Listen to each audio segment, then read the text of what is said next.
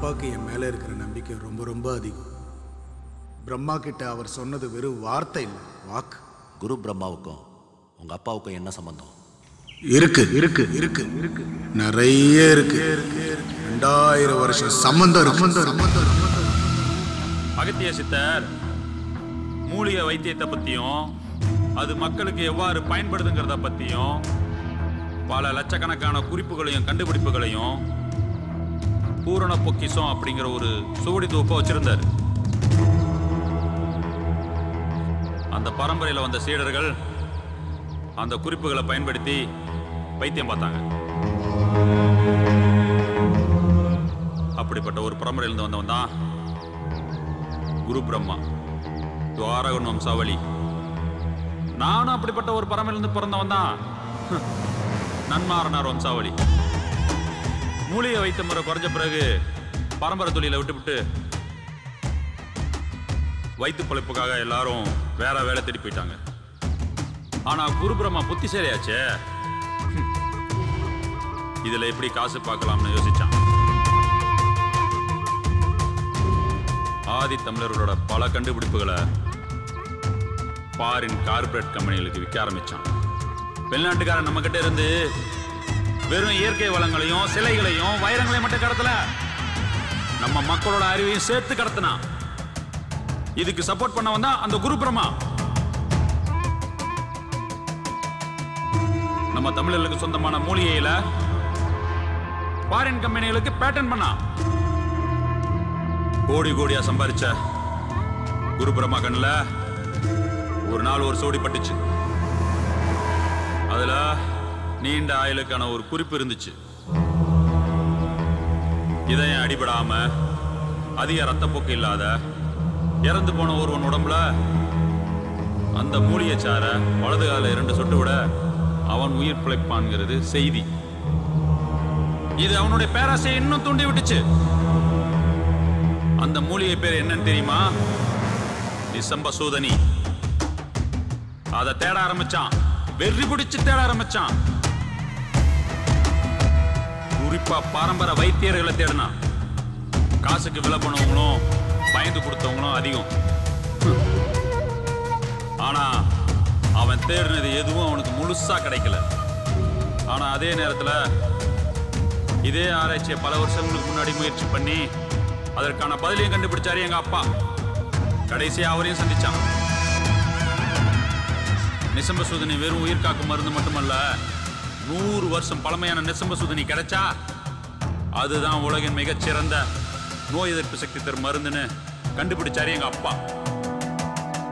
அவன் ஒரு பாம்புன்னு தெரியாம தனக்கு தெரிஞ்ச எல்லாத்தையும் சொன்னாரு எங்க அப்பா. ஆனா அந்த மூலிகை எங்க இருக்குன்றத மட்டும் சொல்லல. ஏன்னா எல்லா மனுஷனுக்குள்ளயும் மரணம் இல்லாம வாழணும்னு ஒரு ஆசை இருக்கும். அது எதிர்காலத்துல ஒரு பெரிய பேரழிவை உண்டாக்கணும் உணர்ந்தாரு எங்க அப்பா. பணம் புகழ்னு ஆசை காமிச்சு பார்த்தான், முடியல. அப்புறம் அரசியல் பணபலம்னு எங்க அப்பா ஒரு போலி வைத்தியர்னு எல்லாரையும் நம்ப வச்சான். அவங்கிட்ட இருந்து என்னையும் என் குடும்பத்தையும் அதை விட அந்த ரகசியத்தையும் காப்பாத்த அந்த ஊரை விட்டே கிளம்பி வந்துட்டோம்.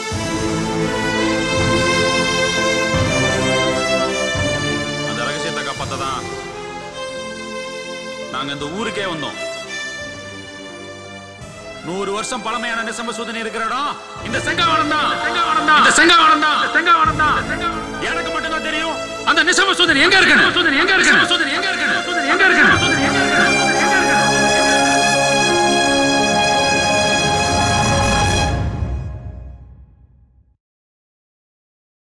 எங்க அப்பாவோட முடிஞ்சிருச்சுன்னு நினைச்ச பகை திரும்பவும் வந்துருச்சு.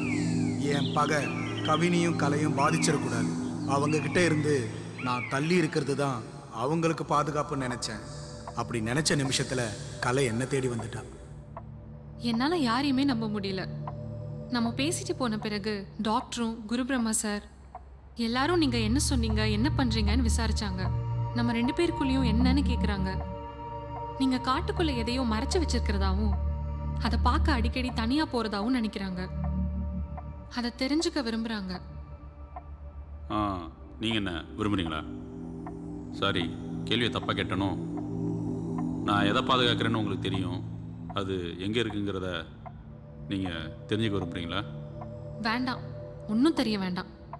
ஆனால் நீங்கள் முதல்ல கேட்ட கேள்வி நல்லா இருந்துச்சு. கலை, ஒரு நிமிஷம், நான் சொல்லிடுறேன். இல்லை நானாவது பேசிடுறேன். உங்கள் ஃப்ரெண்டு அவர் காதலை ஹெலன் கிட்ட சொல்லிட்டாரு. ஹெலன் கொடுத்து வச்சவ. உங்களுக்கும் என்ன பிடிக்கும்னு தெரியும். ஒவ்வொரு தடவை உங்களை பார்க்கும்போதும் இப்போ சொல்லிடுவீங்கன்னு எதிர்பார்த்தேன். எனக்கும் ஆசை இருக்கும் இல்லையா? ஆனால் இங்கே பாருங்க, எங்கள் அம்மாவுக்கு அப்புறம் என் மனசு முழுக்க நிறைஞ்ச பொண்ணுனா அது நீங்கள் தான். நீங்கள் ஆசைப்படலாங்க, தப்பே இல்லை. ஆனால் நான் காலம்புறம் உங்களுக்கு பாரமாக இருக்க முடியாதுல்ல.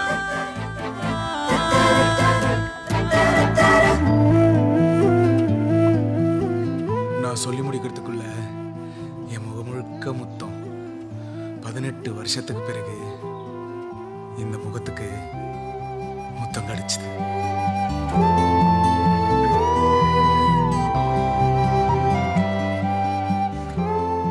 இந்த பூமியில நீங்க எதுக்காக வேணாலும் பிறந்திருக்கலாம்.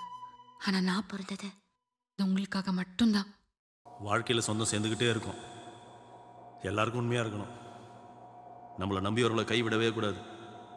அது துரோகம், நம்பிக்கை துரோகம். அன்னைக்கு என் நிலைமையும் அப்படிதான் இருந்துச்சு. ஹீரோயிசமா பண்ற போட்டுருவேன், பாக்குறியா?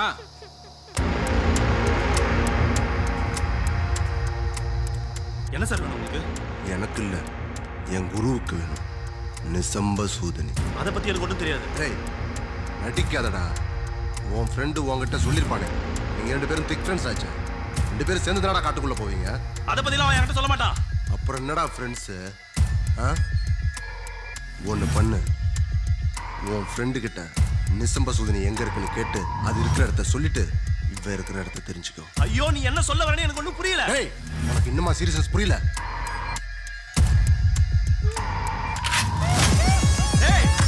சும்மா விட மாட்டேன்டா. ஹெலன், உன் ஃப்ரெண்டு காலில் ஊஞ்சி கேட்பியோ கழுத்தில் கத்தி வச்சு கேட்பியோ உன் விருப்பம். Take your time. இந்த மைக்கு உங்ககிட்ட எப்பயுமே இருக்கும். அப்படி நீங்கள் பேசுறது நாங்கள் எல்லாரும் கேட்டுக்கிட்டே இருக்கணும். புரியுதா?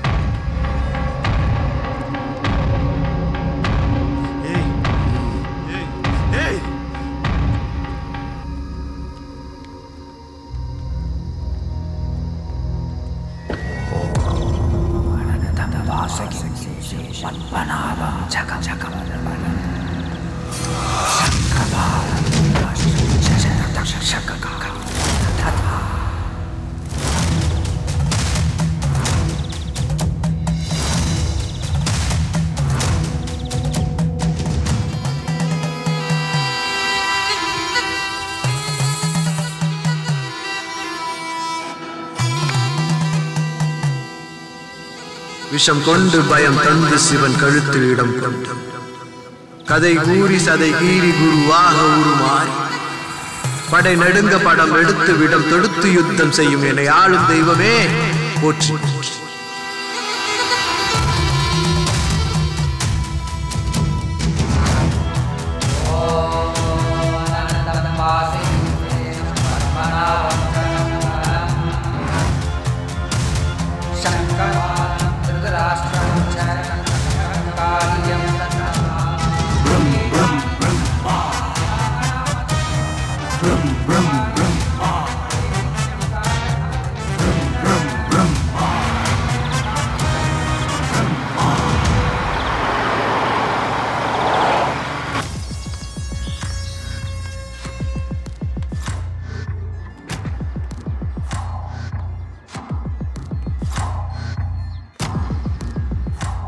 போடா கவினு, நானே உன்கிட்ட ஒன்று சொல்லலாம்னு. நான் உன்கிட்ட பேசணும். கவின், நான் உங்ககிட்ட நிறைய பேச வேண்டியது இருக்கு. உங்க போனுக்கு காலையில இருந்து ட்ரை பண்றேன், நீங்க எடுக்கவே இல்லை. நான் உன்கிட்ட பேசணும்னு சொன்னேன். டேய், அதான் அவ ஏதோ சொல்ல வரால, என்னன்னு கேளு. நான் உன்கிட்ட மட்டும் தான் பேசணும்னு சொன்னேன். வா.